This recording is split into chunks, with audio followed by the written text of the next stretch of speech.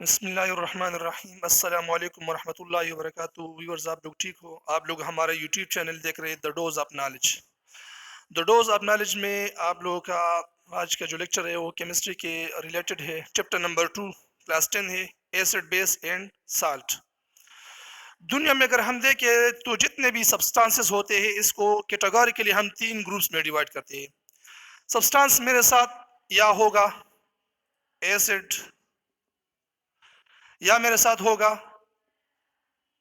Base या मेरे साथ होगा साल्ट। जितने भी सब्सटेंसेस है कैटेगोरिकली इनको 3 ग्रुप्स में हम डिवाइड करते हैं। नेचर इसका होगा या एसिडिक नेचर होगा या बेसिक नेचर का होगा या मेरे साथ सब्सटेंस क्या होगा, साल्ट होगा। मींस इन 3 जो ग्रुप्स है ना, इनमें हमारे पास सारे सब्सटेंसेस जो है ना इसके साथ रिलेटेड प्रॉपर्टीज रखते हैं। ठीक है, तो फर्स्ट ऑफ ऑल हम एसिड और बेस इसको क्लियर कर देते हैं। इसके बाद जो है ना हमारा आखिरी पोर्शन जो है ना वो है हमारे पास साल्ट। फिर इसके बाद हम साल्ट की तरफ आएंगे, क्योंकि एसिड बेस को जब तक हम नहीं समझेंगे तो साल्ट का समझना मतलब ये मुश्किल होता है, बल्कि नामुमकिन नहीं कहते। तो पहले हम एसिड और बेस को समझेंगे कि एसिड और बेस क्या चीज़ है। ठीक है, फर्स्ट ऑफ ऑल हम इसकी फिजिकल प्रॉपर्टीज पढ़ लेते हैं। फिजिकल प्रॉपर्टीज आप एसिड पढ़ लेते हैं, फिर इसके बाद जो ना आ जाते हैं फिजिकल प्रॉपर्टी आप बेस की तरफ आ जाती है। ठीक है, हमारे पास ये physical property of acid.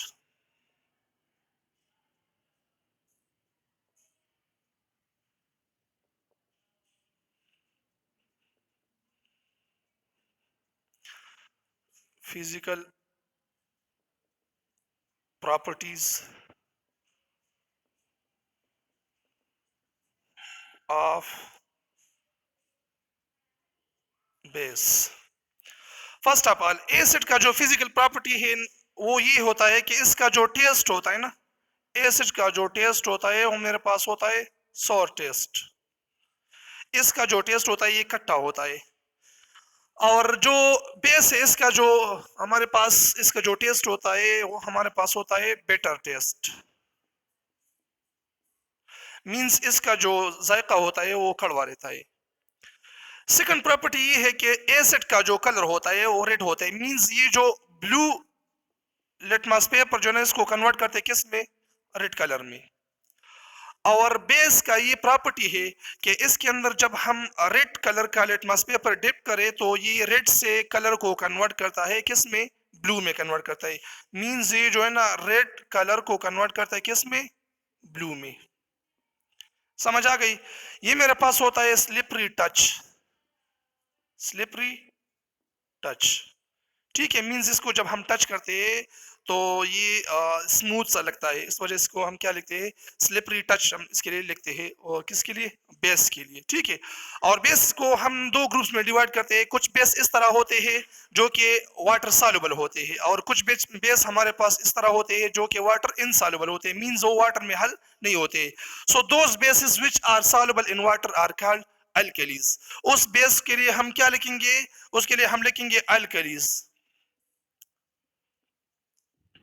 Alkalis, base को हम अल्कलीज भी कहते हैं। क्यों हम बेस को अल्कली कहते हैं, क्योंकि ये पानी में हल हो जाते हैं, इस वजह से हम क्या लिखते हैं, इसके लिए अल्कली लिखते हैं। ठीक है, so all bases are not soluble in water. Some bases are soluble in water and there are some bases which are not soluble in water. So those bases which are soluble in water, that type of bases is called alkalis. तो आप इस तरह कह सकते हो कि हमारे पास जितने भी बेसिस है ना, तो ये जो जितने भी अल्कलीज है ये बेस हो सकते हैं। तमाम अल्कलीज बेस हो सकते हैं, लेकिन all bases are not alkalis. ठीक है, तो 2 ग्रुप हम डिवाइड करते हैं। कुछ हमारे पास वाटर सॉल्युबल होते हैं और कुछ हमारे पास वाटर में सॉल्युबल नहीं होते। ठीक है, सो दी हमारे पास कुछ फिजिकल प्रॉपर्टीज थे जो कि एसिड और बेस से इसके साथ हम इसकी पहचान कर सकते हैं। ठीक है, तो जितने भी एसिड के जो सोर्सेज है ना, हमारे पास ये जो वो होता है एप्पल, इसके अंदर एक एसिड मौजूद है, मैलिक एसिड। इसके अलावा हमारे पास जो जितने भी सिट्रस फ्रूट होते हैं उसमें हमारे पास से एसिटिक एसिड मौजूद होते हैं।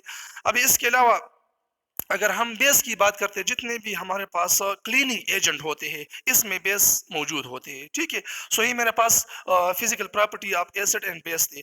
अभी हम उसकी जो बेसिक जो कंसेप्ट है ना एसिड और बेस के बारे में, जो बेसिक कंसेप्ट है उसके बारे में हम अभी पढ़ने वाला है।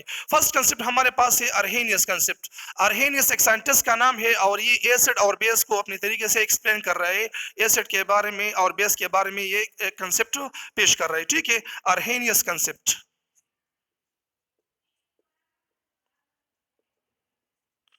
Arrhenius concept.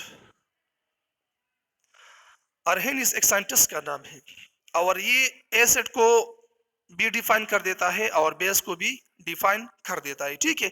एसिड वो किस चीज को कहते हैं, बेस किस चीज को कहते हैं, अभी आ जाते हैं, इसको पढ़ लेते हैं। First of all acid,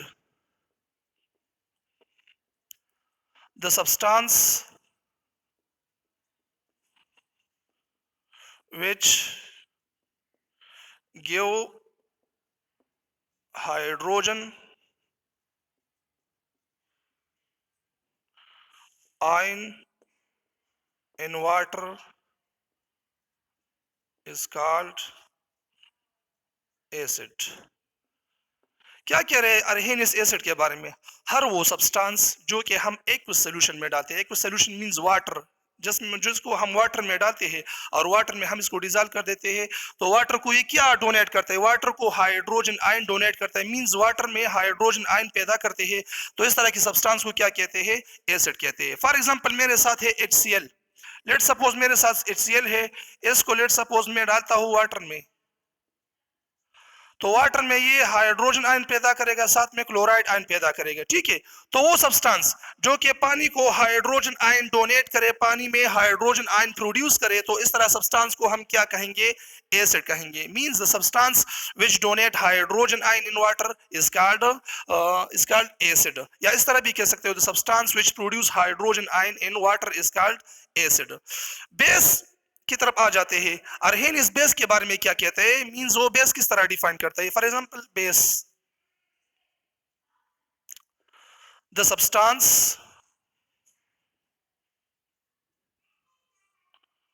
which produce hydroxyl ion, OH negative को हाइड्रोक्सल आयन कहते हैं, hydroxide ion, hydroxyl ion in water is called base. हर वो सब्सटेंस जो कि हम पानी में इसको डाल देते हैं और पानी में ये हाइड्रोक्सल आयन पैदा करे, तो इस तरह की सब्सटेंस को हम क्या कहेंगे? बेस कहेंगे। हर वो सब्सटेंस, हर वो चीज जो कि हम पानी में डाले और पानी को हाइड्रोक्सल आयन डोनेट करे, पानी में हाइड्रोक्सल आयन पैदा करे, तो इस तरह की सब्सटेंस को हम क्या कहेंगे? बेस। फॉर एग्जांपल NaOH, ये मेरे साथ एक सब्सटेंस है और जब हम पानी में इसको डाल देते हैं तो हमारे पास पानी में सोडियम आयन ये पैदा करता है, साथ में हाइड्रोक्सल नेगेटिव आयन पैदा करता है। सो वो सब्सटेंस जो कि पानी को हाइड्रोक्सल आयन डोनेट करेगा, प्रोवाइड करेगा, इस तरह की सब्सटेंस को हम क्या कहेंगे? बेस कहेंगे। सिंपली आप इस तरह समझ सकते हो, अर्हेनियस जो है ना एसिड को हाइड्रोजन के साथ रिलेट रखता है। मींस एसिड उसको कहते हैं जिसके साथ हाइड्रोजन आयन होगा, जो हाइड्रोजन आयन पानी में पैदा करेगा। और दूसरा बेस, बेस वो हाइड्रोक्साइड आयन या हाइड्रोक्सल आयन के साथ ये जो है ना वो उसके साथ रिलेट रखता है। क्या कहते हैं? क्या वो सब्सटेंस जो कि हम पानी में डालेंगे और पानी में हाइड्रोक्सल आयन या हाइड्रोक्साइड आयन पैदा करेगा, तो इस तरह की सब्सटेंस को हम कहेंगे क्या? बेस कहेंगे। सो हमारे पास एक इजी कंसेप्ट है, मींस एसिड हाइड्रोजन आयन के साथ और बेस हमारे पास हाइड्रोक्सल आयन के साथ। लेकिन वक्त गुजरने के साथ इस अर्हेनियस कंसेप्ट की कुछ लिमिटेशन है। ये अर्हेनियस कंसेप्ट जो है ना वो लिमिटेड हो जाता है, मींस इसकी कुछ लिमिटेशन मौजूद होती है, जो कि अर्हेनियस कंसेप्ट उस जो इसके ऊपर जो ऑब्जेक्शन हुए उस ऑब्जेक्शन का वो जवाब नहीं दे रहे। वो दो ऑब्जेक्शन जो है ना, जो दो लिमिटेशन है वो क्या होती है, ठीक है, वो यहाँ पर हम लिखते हैं। ऑब्जेक्शन बहुत ज्यादा जरूरी होती है। ये जो लिमिटेशन है पेपर में, मेट्रिक के पेपर की मैं बात कर रहा हूँ, उसमें जो है ना ये वो बहुत ज्यादा आते हैं। इसके जो लिमिटेशन है अर्हेनियस कंसेप्ट के, दो लिमिटेशन है अर्हेनियस कंसेप्ट का। Limitation of Arrhenius concept, limitation of Arrhen Arrhenius concept, इसके दो लिमिटेशन है। नंबर वन, फर्स्ट लिमिटेशन ये है कि अर्हेनियस जो भी सब्सटेंस लेता है उसके लिए सॉल्वेंट वो वाटर यूज कर रहे हैं, मीन जो भी सब्सटेंस लेते हैं वो वाटर में डिजॉल्व करते हैं। अगर वाटर के बजाय हम कोई दूसरा सॉल्वेंट इसके लिए यूज करें तो फिर अर्हेनियस कंसेप्ट जो है वहां पर एप्लीकेबल नहीं हो रहा है। फॉर एग्जाम्पल, वो जो भी चीज लेते हैं पानी में लेते डालते हैं, फॉर एग्जाम्पल अगर पानी के बजाय हम कोई दूसरा सॉल्वेंट ले, लेट सपोज हम ले बेंजीन, यहां पर ये एप्लीकेबल नहीं है। अगर हम दूसरा लेट सपोज एक और सॉल्वेंट लेते हैं कार्बन टेट्राक्लोराइड CCl4, यहां पर भी ये एप्लीकेबल नहीं है। फर्स्ट कंसेप्ट ये है, सॉरी फर्स्ट लिमिटेशन ये है अर्हेनियस कंसेप्ट का कि ये जो एसिड और बेस है ना, ये वो रिलेट करता है किसके साथ, ये लिमिट रखता है वो वाटर के साथ, कि जो सब्सटेंस हम वाटर में डालेंगे, वाटर में हाइड्रोजन आयन डोनेट करेगा एसिड होगा, अगर हाइड्रोक्सिल आयन डोनेट करेगा वो बेस होगा। अगर वाटर के बजाय हम कोई दूसरा सॉल्वेंट यूज करें तो फिर मेरे साथ ये कंसेप्ट वहां पर एप्लीकेबल नहीं हो रहा है। सेकंड जो लिमिटेशन है वो ये होता है कि अर्हेनियस क्या करता है, वो एसिड को रिलेट करता है, एसिड को रिलेट करता है किसके साथ, हाइड्रोजन आयन के साथ, और बेस को रिलेट करता है किसके साथ, हाइड्रोक्सिल आयन के साथ। कहते हैं कि हाइड्रोजन आयन, जो सब्सटेंस हाइड्रोजन आयन डोनेट करेगा वो एसिड होगा, और जो सब्सटेंस हाइड्रोक्सिल आयन पैदा करेगा पानी में वो हमारे पास बेस होगा। तो हमारे पास कुछ इस तरह भी सब्सटेंस मौजूद है, एसिड है, बेस है, जिनमें हाइड्रोजन आयन नहीं होता है लेकिन फिर भी वो मेरे पास एसिड होता है। इस तरह की सब्सटेंस भी है जिसमें हाइड्रोक्सिल आयन है नहीं लेकिन फिर भी हमारे पास वो बेस है।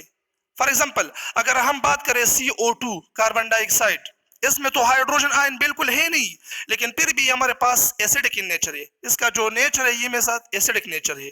अगर हम बात करें बेस NH3 अमोनिया गैस है मेरे पास, ये भी मेरे पास क्या है, ये मेरे पास बेस है, इसमें तो हाइड्रोक्सिल आयन बिल्कुल भी नहीं है लेकिन फिर भी मेरे पास क्या है, ये हमारे पास है बेस। सो अर्हेनियस कंसेप्ट जो है ना वो लिमिट हो जाता है इन दो ऑब्जेक्शन की वजह से। फर्स्ट ऑब्जेक्शन ये था कि अर्हेनियस जो सॉल्वेंट यूज कर रहे हैं हर जगह पर वो एक सोल्यूशन हो लेता है, एक सोल्यूशन के बजाय अगर दूसरा सोल्यूशन हम यूज करें तो फिर ये कंसेप्ट एप्लीकेबल नहीं हो रहा है। दूसरा ये है कि वो एसिड को हाइड्रोजन आयन के साथ रिलेट करता है और जो बेस है वो हाइड्रोक्सिल आयन के साथ रिलेट करता है। तो कुछ इस तरह सब्सटेंस है जिसमें हाइड्रोजन आयन बिल्कुल भी नहीं है लेकिन वो हमारे पास एसिड है, for example CO2, this is acidic nature. समझ आ गई ना, CO2 जो है ना एसिडिक नेचर है, मींस इसके अंदर से एसिड के प्रॉपर्टीज मौजूद है, इसमें तो हाइड्रोजन आयन नहीं है but still this is acid. अगर हम बात करें NH3 अमोनिया, ये हमारे पास बेस है, इसमें तो हाइड्रोक्सिल आयन बिल्कुल भी नहीं है लेकिन स्टिल ये हमारे पास क्या होता है, बेस होता है। तो ये कंसेप्ट जो है ना यहाँ तक लिमिट हो जाता है। So this is all about Arrhenius concept. So students, आप लोगों को इंशाल्लाह समझ आई होंगी। अगर जो भी प्रॉब्लम में आप जो है ना कमेंट सेक्शन में बता सकते हो और अगले वीडियो के लिए आप लोग वेट करें। Thank you.